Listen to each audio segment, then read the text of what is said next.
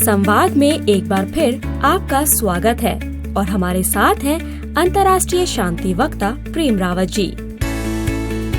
संवाद के पिछले भाग में हमने अंजन टीवी के दर्शकों द्वारा भेजे गए सवालों को उनके सामने रखा था, जिनका उन्होंने बहुत ही सरलता के साथ जवाब दिया। जब आप असफल हों तो उस असफलता को कभी स्वीकार न करें। जब मनुष्य अपने आप को ही नहीं जानता है तो उसकी मानवता क्या है वो नहीं समझ पाता, और ये समझना बहुत जरूरी है। बुझा हुआ दिया कभी किसी दिए को जला नहीं सकता है। जितने दिए जलेंगे संसार के अंदर, अंधेरे के लिए उतना ही मुश्किल हो जाएगा कि वो लोगों की जिंदगी को छुए। तो आइए सवाल जवाब के इस सिलसिले को आगे बढ़ाते हैं और एक बार फिर शुरू करते हैं संवाद प्रेम रावत जी के साथ। इसी के साथ साथ एक और सवाल मैं आपके साथ शेयर करना चाहूँगा जो हमारे दर्शक ने हमें भेजा है। इसमें लिखा है उन्होंने, हम हमेशा ये बात सुनते हैं कि हमें अपने हृदय की बात सुननी चाहिए, लेकिन हम ये कैसे पता लगाएं कि कौन सी बात हमारे दिल की है और कौन सी बात हमारे दिमाग की? सूरज बहुत बड़ा है जी, चंद्रमा बहुत बड़ा है, और अगर आपके पास एक प्याला हो इतना बड़ा और कोई आपसे ये कहे कि मैं सूरज को देखना चाहता हूं उस प्याले में, तो आप कहेंगे, अब ये कह सकते हैं कि सूरज इतना बड़ा इस प्याले में फिट नहीं होगा। परंतु अगर आप उस प्याले में पानी भरें तो सूरज ही नहीं, ब्रह्मांड को आप उस प्याले में देख सकते हैं, चंद्रमा को उसमें देख सकते हैं, सितारों को उसमें देख सकते हैं। मतलब एक चीज की बात नहीं कर रहा, ब्रह्मांड को आप उसमें देख सकते हैं। और जब तक वो प्याला भरा हुआ है, ब्रह्मांड है उस प्याले में। पर अगर प्याला खाली हो गया तो कुछ नहीं दिखाई देगा। ठीक इसी प्रकार मनुष्य, अगर उसका अंदर का जो प्याला है वो भरा हुआ है तो सारा ब्रह्मांड है उसके पास, सब कुछ है उसके पास। उसका खुदा है, उसके पास उसका भगवान है, उसके पास सब कुछ है। परंतु अगर वो प्याला खाली है, कभी उसमें डाला ही नहीं कुछ, तो कुछ नहीं दिखाई देगा। वो प्याला प्याला है, उस प्याले में क्षमता नहीं है। पानी में जो वो प्याला अपने में भर के रख सकता है, उसमें क्षमता है, वो सारा ब्रह्मांड दिखा देगा। तो कुछ भी हो रहा हो, आप अपने प्याले को खाली ना होने दें।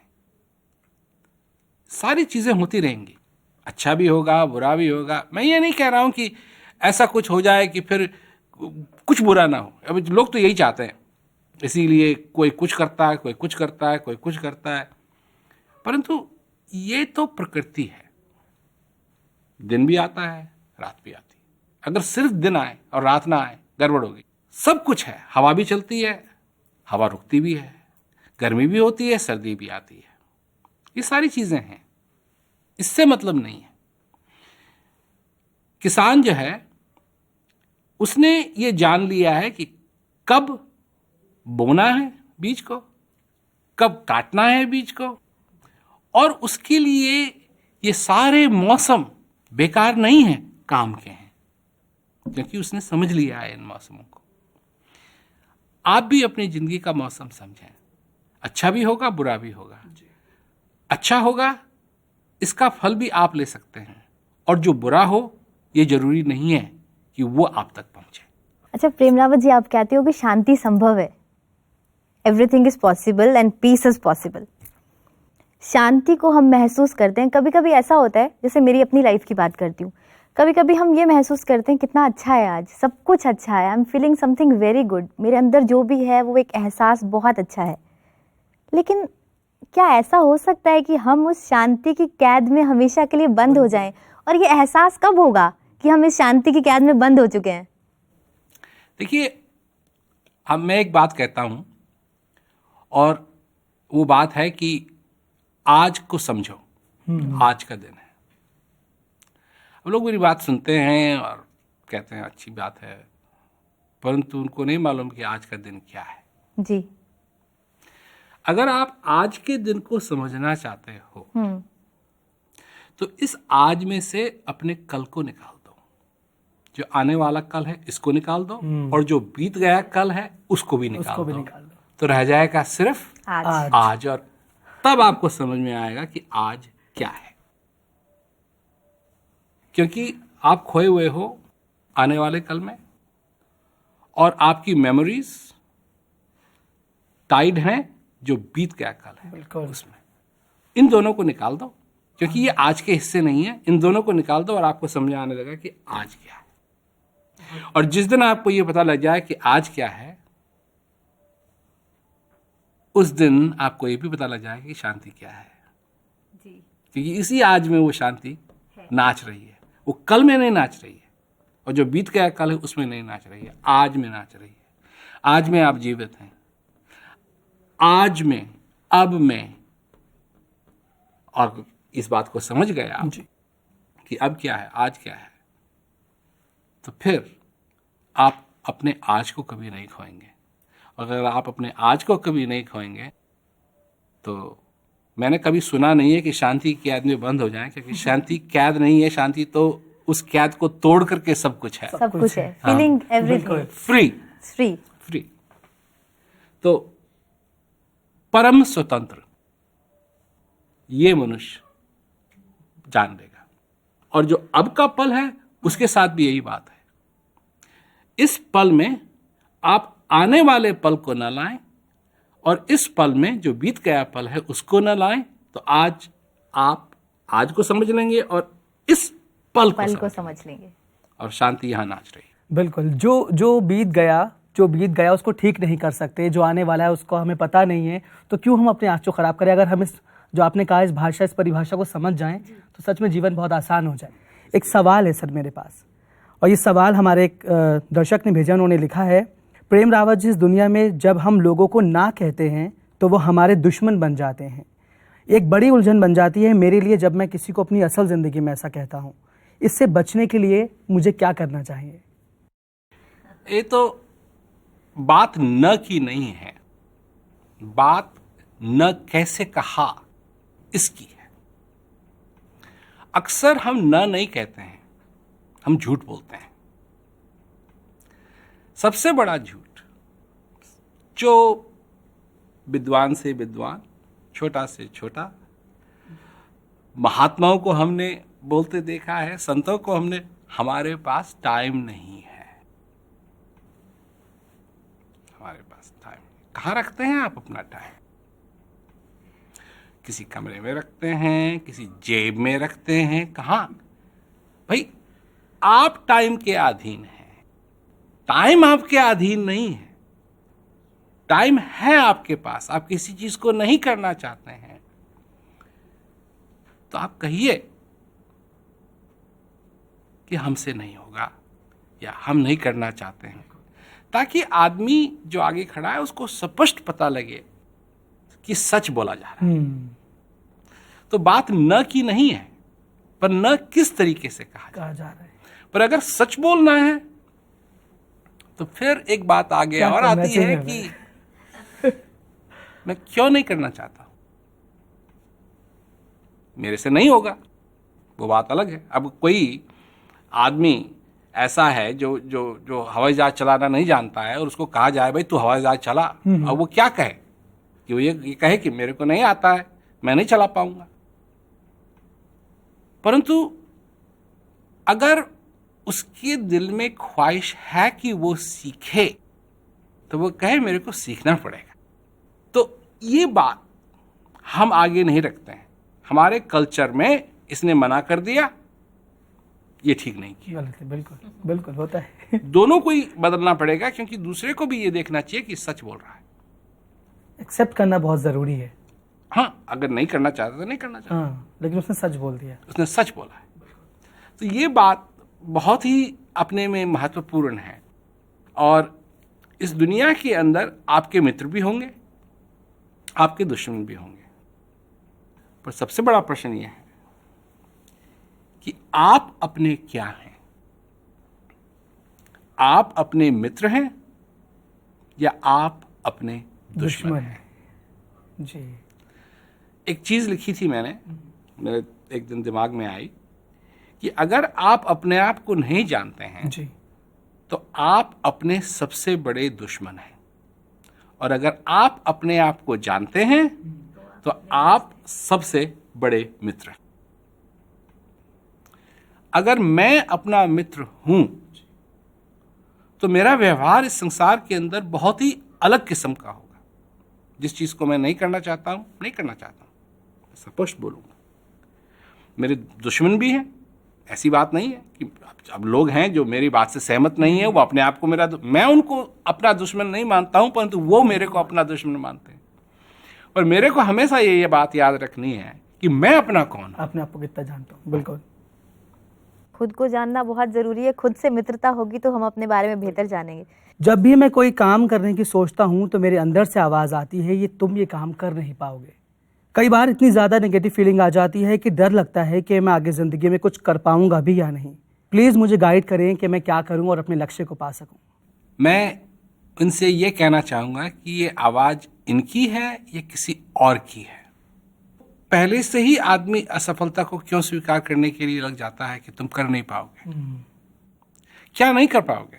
जो कुछ भी करना है इस संसार के अंदर वो पहले मनुष्य ने किया हुआ है, और आगे कोई और बढ़िया करेगा। तो ये तो हमेशा होता रहता है। कोई आज रिकॉर्ड तोड़ता है, कल उसका रिकॉर्ड कोई और तोड़ता है। तो कुछ भी संभव है।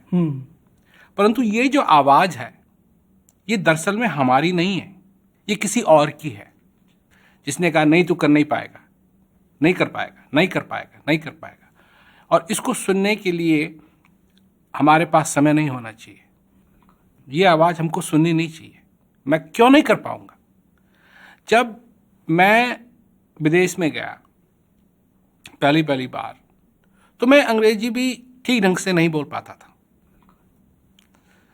मेरा एक सपना था और मैंने ये सोचा कि अगर मेरे को जगह जगह जाना है तो हवाई जहाज़ सबसे बढ़िया चीज़ है जाने के लिए। मेरे को हवाई जहाज़ चलाना सीखना चाहिए। तो जहाँ भी मैं जाता था मैं किसी क्लब में, जो फ्लाइंग क्लब होते थे, उनको ज्वाइन कर लेता था और वहाँ से सीखना शुरू करता था। ऐसे करते करते करते करते मैंने सीख लिया। और जब वो कुछ कहते थे रेडियो पे तो मेरे को समझ में नहीं आता क्या कह रहे हैं, परंतु मैंने कोशिश की। और कितने ही साल हो गए हैं मेरे को हवाई जहाज उड़ाते हुए। तो इसका मतलब ये हुआ कि अगर मैं कर सकता हूं, कोई भी कर सकता है। कोई ऐसी बाउंड्री नहीं है, कोई ऐसी दीवार नहीं है जिसको हम देख करके कहें कि इस दीवार के दूसरी तरफ मैं नहीं जा सकता। जा सकते हैं, परंतु ये दुनिया की आवाज़ है कि तुम सक्सेसफुल नहीं होगे, तुम्हारी अपनी आवाज़ नहीं है। और फिर इसी बात पे आ जाती है बात कि अपने आप को जानो। बिल्कुल। और अगर जानोगे तो पता लगेगा कि तुम्हारी ताकत क्या है, तुम्हारी कमजोरियां क्या है। कमजोरी तुम्हारी ये है कि तुम औरों की बात सुन रहे हो पर अपनी बात नहीं सुन रहे सुनी। बिल्कुल। और आपने अपनी बात सुनी और आपने ठान लिया और आपने उस नाकामयाबी को स्वीकार नहीं किया। किसी ने कहा कि आप कामयाब नहीं होंगे, उसने कहा कामयाब नहीं होंगे, आपने नहीं कहा, आपने, और आप कामयाब हुए।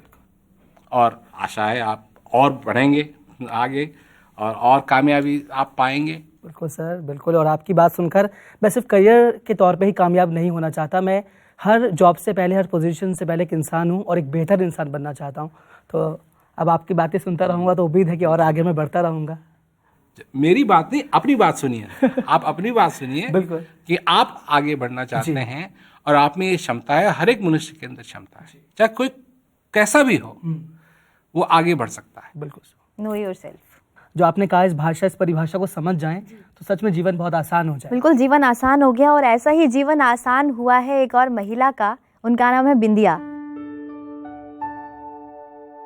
हेलो मिस्टर प्रेम रावत जी, मैं आपको ये बताना चाहती थी कि मेरे जीवन में एक वो समय था जब मैं अपनी ज़िंदगी से बिल्कुल हार चुकी थी। जीने की कोई इच्छा नहीं थी और वो कोशिशें कर ली जीवन को अंत करने की जो इंसान को नहीं करनी चाहिए, क्योंकि ये जीवन अमूल्य है। वो मैंने करी मगर आपके संदेश ने मुझे फिर से एक जीवन दान दिया।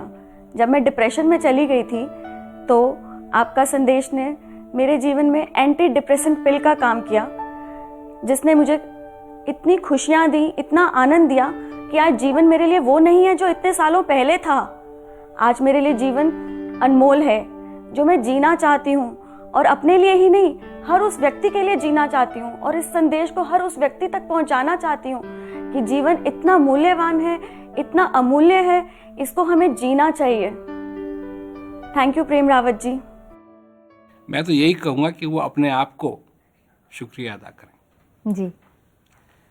क्योंकि ये टेबल भी हमारी बात सुन रहा है, पर ये कहीं नहीं जा रहा है, ये टेबल ही रहेगा। और क्या कहते हैं, 10 साल भी मैं अगर यहाँ इसके सामने बोलता रहूं फिर भी ये टेबल ही रहेगा। मैंने जो किया, मैंने नहीं किया जी। वो सोचती हैं कि मैंने किया उन्होंने है। वो अपने के लिए ही एंटी डिप्रेसेंट पिल बन गई क्योंकि उन्होंने अपने दिए को जलने दिया। जी। और जहां थोड़ा सा प्रकाश आया, अंधेरा मिट गया। और अगर उस दिए को जलाए रखें तो अंधेरा कभी वापस आ नहीं सकता। बट ऐसा होता क्यों है? ऐसी डिप्रेशन सिचुएशन हमारी लाइफ में क्यों आ जाती है कि हम अपनी ज़िंदगी को ख़त्म करने लगते हैं? क्योंकि हम सब जानते हैं कि लाइफ इज़ अ गिफ्ट और एक ही बार मिलती है ये ज़िंदगी, तो क्यों उसे ख़त्म करने की सोच लेते हैं हम? देखिए, जब आदमी शारीरिक रूप से थकने लगता है तो बहुत सारी चीज़ें होती हैं और ये केमिकल इम्बैलेंस होना शुरू हो जाता है। और जो अंदर से हारने लगे उसके लिए क्या हो जाएगा? उसको अंधेरा दिखाई देने लगता है, उसको कोई आशा नहीं दिखाई देती है, उसको सिर्फ निराशा दिखाई देती है। और ये सारी चीज़ें बहुत ज़रूरी हैं कि हम इन चीज़ों पे ध्यान दें, क्योंकि हम लगे रहते हैं, जॉब में जा रहे हैं, जॉब में जा रहे हैं, जॉब में जा रहे हैं, जॉब में जा रहे हैं, सेहत खराब हो रही है, पैसा बना रहे हैं, परंतु वो पैसा जाएगा कहाँ? वो जाएगा अस्पताल में।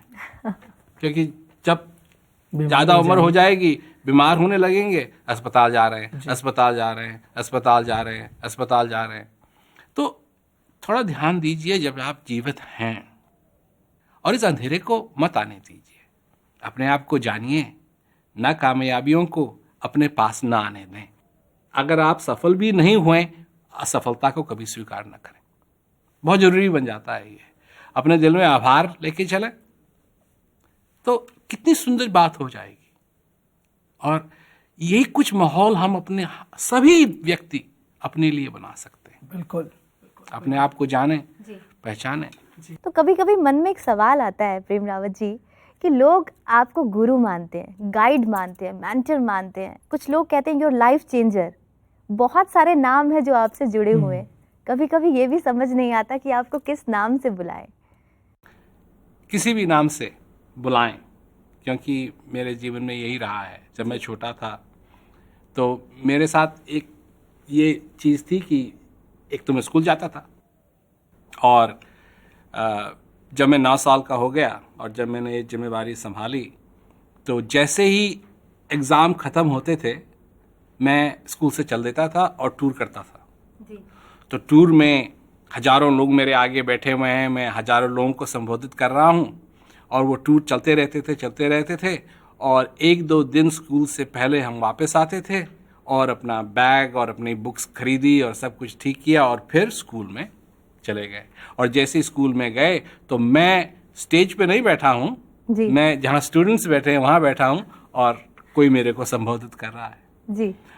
तो ये पैराडॉक्स मेरे जीवन के अंदर था और मैंने एक बात समझी कि मैं जो हूँ वो हूँ। ये बाहर की चीज़ें चाहे कुछ भी संबोधन करें, कुछ कोई कहे आप ये हैं, आप ये हैं, आप ये हैं, इनसे कोई फर्क नहीं पड़ता, ये तो बदलती रहेंगी। परंतु मैं क्या जानता हूँ अपने बारे में, मैं कौन हूँ, मेरा एस्पिरेशन क्या है। मेरा एस्पिरेशन यही है, मेरी जिज्ञासा यही है कि मैं एक दिया बनूं और जब तक ये दिया चले, रोशनी दे, प्रकाश दे, तब तक देता रहे। बस मैं दिया हूँ, मैं दिया बनना चाहता हूँ। और जब मैं छोटा था तभी मैं दिया बनना चाहता था, और आज भी मैं क्या चाहता हूँ कि ये दिया जो है, जो मैं हूँ, वो जलता रहे। और दिए के साथ सबसे बड़ी बात यह है कि अगर दिए के पास जो जलता हुआ दिया है, उसके पास आप एक बुझा हुआ दिया लाए, तो वो बुझा हुआ दिया उस दिए से फिर जल सकता है। बिल्कुल बिल्कुल। और यही मैं चाहता हूँ जी। क्योंकि ये एक समय है हमारे पास। अब मैं ये नहीं कह रहा हूँ कि हम पिछले जन्म में कुछ थे या अगले जन्म में कुछ होंगे, मेरे को नहीं मालूम। परंतु जब तक मैं जीवित हूँ, मैं जानता हूँ कि मैं भी एक दिया हूँ, और आप भी एक दिए हैं, और आप भी एक दिए हैं। और अगर आप नहीं जल रहे हैं तो जलते हुए दिए के पास आएं और आप भी जलने लगेंगे। और जब आप जलने लगेंगे तो आप किसी भी बुझे हुए दिए को चला सकते हैं। बिल्कुल। अब बात यह है, कानून कुछ ऐसा बना हुआ है कि अगर आप बुझे हुए दिए को जलते हुए दिए के साथ लाएं, तो ये नहीं है कि जो बुझा हुआ दिया है वो जलते हुए दिए को बुझा देगा, बल्कि उल्टा होगा। जो जलता हुआ दिया है वो बुझे हुए दिए को जला देगा। बिल्कुल, ये प्रकाश की बात है। अब अगर वो कहते हैं ना कि अगर दो आदमी रो रहे हैं और उनके पास जाके बैठ जाओ तो तीसरा भी रोने लगेगा, डिप्रेशन। पर लाइट के साथ, दिए के साथ ये नहीं, अपोजिट है उसका आप अपोजिट है कि अगर आप उस दिए को लेकर के, अपने हृदय के दिए को लेकर के आप जाएं, तो जितने भी बुझे हुए दिए हैं वो जलने लगेंगे। परंतु जलता हुआ दिया कभी बुझे हुए दिए को अपनी ओर खींच नहीं सकता है, उस दिए को आना पड़ेगा। बस इतनी बात है। हमारे पास एक और सवाल आया है, हमारे एक दर्शक ने भेजा है और वो आपसे पूछना चाहते हैं, आप अपनी बातों में ज्ञान का जिक्र करते हैं, वो कौन सा ज्ञान है और उस ज्ञान की ज़रूरत क्यों है हमें? ज्ञान लेने के बाद हमारे जीवन में क्या फ़र्क पड़ेगा? ज्ञान वो तो बहुत ही सरल बात है, क्योंकि एक चीज़ जिसको मैं ज्ञान कहता हूँ, और वो विधि है ताकि जो ध्यान हमारा बाहर भागता है उसको अंदर की तरफ ले जाए। तो ये तो है ज्ञान, बड़ी बात नहीं है, छोटी बात नहीं है। और इसके बाद अगर कोई इस बात को ले, इस ज्ञान को ले, तो उसके जीवन में परिवर्तन होगा, ये तो वही जानता है। क्योंकि मैंने जैसे पहले कहा कि अगर मेरे को भूख लगी है और मेरे सामने खाना भी रख दिया जाए तो इसका ये मतलब नहीं है कि मेरी भूख खत्म हो जाएगी। अगर मैं उसका सेवन नहीं करूँगा तब तक भूख खत्म नहीं होगी। तो ये उसी बात पे निर्धारित है कि हम अपने आप को जानें। और हमारा एक डिमेंशन है जो सिर्फ विचार का ही नहीं है, एक डिमेंशन है फील करने का। तो जो शांति है, अगर हम उसके बारे में सिर्फ सोचते रहेंगे और फील नहीं करेंगे तो शांति का अनुभव कभी नहीं होगा। बिल्कुल। एक तरफ टेक्निकल बात है, आपको भूख लगी है, आप किसी रेस्टोरेंट में जाते हैं, वहाँ मेन्यू है, वहाँ पैसा देना है, वहाँ खाना ऑर्डर करना है, परंतु वो चीज़ जो आपका भूख मिटाएगी वो उसको खाना कहते हैं। चाहे आप घर में खा रहे हैं, चाहे आप रेस्टोरेंट में खा रहे हैं, चाहे आप कार में खा रहे हैं, चाहे आप पिकनिक पे गए हुए हैं। तो सबसे बड़ी बात उस चीज़ को समझना और उस चीज़ को उसका एहसास करना, उसको महसूस करना। हाँ, उसको महसूस करना जी। तो इसको मैं ज्ञान कहता हूँ जी। क्योंकि सिर्फ थ्योरी में बात नहीं होनी चाहिए। और लोग मुझसे पूछते हैं कि आप शांति की बात करते हैं, और लोग भी हैं जो शांति की बात करते हैं, आप दोनों में अंतर क्या है? अंतर ये है कि मैं सिर्फ बात ही नहीं करता हूँ, मेरे पास विधि है जिसकी विधि के कारण आप उस शांति को महसूस भी कर सकते हैं। तो मेरे शब्द खाली नहीं है, मेरे शब्द खाली नहीं है। मैं सिर्फ कह ही नहीं रहा हूँ कि कोई अच्छी सी बात है, कोई ये है वो है। और ये किसी धर्म पे आधारित नहीं है, किसी पॉलिटिक्स पे आधारित बिल्कुल भी नहीं।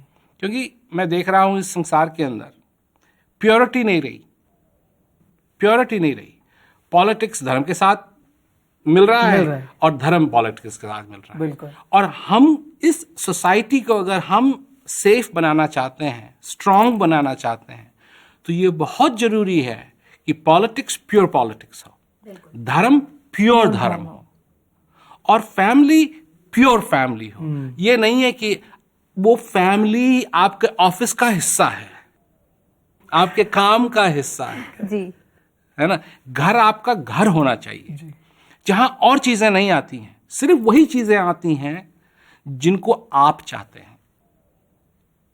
और लोग हैं अपना काम घर ले आते हैं, तो वो उसको भी, घर को भी ऑफिस बना दिया और ऑफिस का भी घर बनेगा नहीं, तो आप क्या हो गए, बेघर हो गए। इसीलिए मैंने कहा कि आपके शब्द जो हैं वो सिर्फ शब्द नहीं है, जीवन का आधार है। आप सिर्फ बताते नहीं है, उसको महसूस भी कराते हैं। और प्रैक्टिकल लाइफ में अगर ना हो तो थ्योरी का कभी शायद कोई फायदा नहीं होता। वही बात है कि बिन देखे बिन परस के नाम लिए क्या होए, धन धन कहे कोई धनी बने तो निर्धन रहे न कोई। क्या बात है, बहुत बढ़िया। बिल्कुल कोई निर्धन नहीं रहेगा, हर कोई शांति को महसूस करेगा, मुझे पूरा यकीन है। और जिस दौरान आप शांति के संदेश के साथ जगह जगह जाते हैं, बहुत सारी जेलों में भी आप गए हैं जहां आपने शांति के संदेश को लोगों तक पहुंचाया है। बहुत सी जेलों से हमारे पास पत्र आए हैं और आपको बताना चाहूँगी, लखनऊ, बरेली, कानपुर, बक्सर, वाराणसी, इन जेलों के जेल अधीक्षकों ने लिखा है कि वो ये चाहते हैं कि जिस प्रकार वो कैदियों में आपका संदेश सुनने के बाद परिवर्तन देख रहे हैं, वो ये चाहते हैं कि आप वहां पर आते रहें और उन्हें शांति का संदेश सुनाते रहें। उनकी तरफ से कई पत्र आए हैं और कुछ पत्र कैदियों की तरफ से आए हैं। प्रेम रावत जी, मुझे आजीवन कारावास की सजा है। जेल में ही आपका संदेश सुना और उससे जुड़ा हूँ। जो विधि आपने बताई है उससे मैं हर दिन शांति का अभ्यास करता हूँ। मुझे लगता है कि मैंने बहुत सी बुराइयों को छोड़ दिया है। मेरे अंदर आपके लिए बहुत आभार है। आपको बहुत बहुत धन्यवाद। आपका संदेश सुनकर हम लोगों को बहुत अच्छा लगा। दुनिया के आडंबरों से हटकर जिस सच्चाई की चर्चा आप करते हैं, इसको सुनकर मेरे सारे प्रश्नों का निवारण हो रहा है। इसके लिए आपको बहुत बहुत धन्यवाद। प्रेम रावत जी, अब मुझे किसी प्रकार का तनाव नहीं है। मैं स्वयं अपने आप को मुक्त समझता हूँ। आपने जिस सुकून का एहसास कराया है उसकी तो मैंने कभी कल्पना भी नहीं की थी। सारा दिन प्रसन्न रहता हूँ। बस यही कहूँगा कि आपने मेरा जीवन ही बदल दिया, जिसके कारण मैं जीवन भर आपका आभारी रहूँगा। मैं अब सबसे कहता हूँ कि तुम भी इस जीवन को पहचानो, इन श्वासों की कीमत जानो, समय व्यर्थ ना करो। इसीलिए मैं जाता रहता हूँ। सारे संसार में ये होता है कि अब जैसे जितनी भी जेल हैं साउथ अफ्रीका में, सब में पीस एजुकेशन प्रोग्राम हो रहा है। और सिर्फ जेलों में ही नहीं, यूनिवर्सिटीज़ में हो रहा है।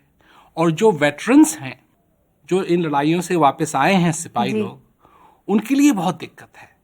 और वो इस प्रोग्राम से बहुत ही बेनिफिट कर रहे हैं, पीस एजुकेशन प्रोग्राम से, कि उनके दिल में सुकून जो है, अब लोगों को मारना, जान से मारना, ये सब करना, हैं तो वो मनुष्य, और जब वापस आते हैं तो उनके लिए ऐसा लगता है कि उनकी सारी जिंदगी तबाह हो गई। परंतु जब वो पीस एजुकेशन प्रोग्राम को देखते हैं, सुनते हैं, तो उनके दिल में भी सुकून फिर वापस आता है और उनको बड़ा अच्छा लगता है। हॉस्पिस जहाँ लोग जाते हैं आखिरी समय, वहाँ से भी, क्योंकि लोग हैं, अब उसको हॉस्पिटल नहीं कहते, उसको हॉस्पिस कहते हैं। अमेरिका में हैं, विदेशों में कई जगह हैं जहाँ जब कोई इलाज नहीं हो सकता है तो वहाँ लोगों को भेजा जाता है। तो उनके लिए ये है कि अब मेरी आखिरी घड़ी आ गई है, अब मैं क्या करूं। तो दिमाग है, वो सोचता है मैंने ये नहीं किया, मैंने ये नहीं किया, मैंने ये नहीं किया, मैं ये नहीं कर सकता, मैं नहीं कर सकता है। परंतु जब वो सुनते हैं शांति की बात तो उनको भी सुकून मिलता है। तो ये सब जगह हो रहा है और धीरे धीरे मेरी यही आशा है कि ये और बढ़े। और जैसे जैसे मेरे को क्या कहते हैं, ये जो निमंत्रण हैं जैसे आते हैं, तो मैं पूरी कोशिश करता हूँ कि मैं जाऊँ और उन लोगों को देखूँ। सबसे बड़ी बात यह है ना कि हम मनुष्य हैं जी। ये जो कुछ भी हम करते हैं बाहर, ये हमारी प्रकृति नहीं है। एक दूसरे को मारना, एक दूसरे को कोसना, एक दूसरे को चोरी करना, ये हम अपनी मानवता को भूल गए। और क्या कहते हैं, जो कुछ भी आज हो रहा है इस संसार के अंदर, आप कहीं भी देख लीजिए, किसी भी देश में देख लीजिए, चाहे वो अमेरिका हो, चाहे वो कोई भी देश हो, लोग अपनी मानवता को भूल रहे हैं जी। अपनी मानवता को भूल रहे हैं। और ये बहुत जरूरी है कि मनुष्य फिर दोबारा अपनी मानवता को समझे और सचमुच में मनुष्य बने। प्रेम रावत जी, अंतिम सवाल, लेकिन मेरा खुद का सवाल है। प्रेम के विषय में कहा जाता है कि प्रेम एक बहुत ही गहरी चीज़ है। प्रेम को महसूस किया जाता है, प्रेम एक एहसास है, प्रेम एक रंग है।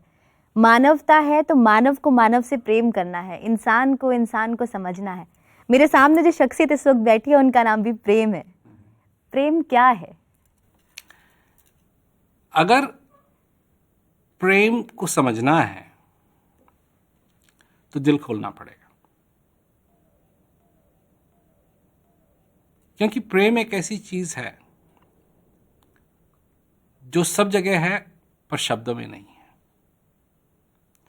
और अगर प्रेम जागृत होगा तो वो आपके हृदय में जागृत होगा। बिना प्रेम के जब पत्ता पेड़ पे होता है तो उसको आप ऐसे भी कर सकते हैं, ऐसे भी कर सकते हैं, ऐसे भी कर सकते हैं, वो टूटेगा नहीं। पर जब वो उस पेड़ से अलग हो गया और सूख गया तो उसको आप ऐसे करेंगे, कड़क टूट जाएगा। प्रेम वो चीज है जो मनुष्य को टूटने से बचाता है, जिसकी जरूरत हर एक व्यक्ति को है, हर एक व्यक्ति को है। चाहे वो खुदा से प्रेम करे, भगवान से प्रेम करे, गॉड से प्रेम करे, एक दूसरे से प्रेम करे। क्योंकि कई लोग हैं जो कहते हैं मैं लोगों से प्रेम नहीं करता हूं, मैं सिर्फ भगवान से प्रेम करता हूं। तो मेरी समझ में नहीं आया, अगर भगवान से प्रेम करते हो, जिस चीज को भगवान ने बनाया उससे प्रेम क्यों नहीं होगा? जी, क्यों नहीं होगा? जी होगा, बिल्कुल होगा। तो प्रेम करना ये तो एक ऐसी देन है जो सभी मनुष्य को मिली है, जिसके बिना कुछ भी संभव नहीं है। परंतु हम समझते नहीं, हम समझते हैं डेटिंग प्रेम है, डेटिंग है, प्रेम है। और प्रेम असली प्रेम जो दिल से निकलता है, दिमाग से नहीं, जो एक ऐसी चीज है कि जिससे प्रेम है उसको दिल में बसा लिया तो 1000 कोस की दूरी भी खत्म हो जाती। क्या बात है। प्रेम एक ऐसी चीज है जिसको समय नहीं छू सकता, और उस प्रेम के लिए मरना कोई चीज नहीं है, मरना कोई चीज नहीं है। क्योंकि जो प्रेम है, जिससे प्रेम किया, अगर वो संसार में भी नहीं है तब भी उसका प्रेम आपके हृदय में नाचता रहता है।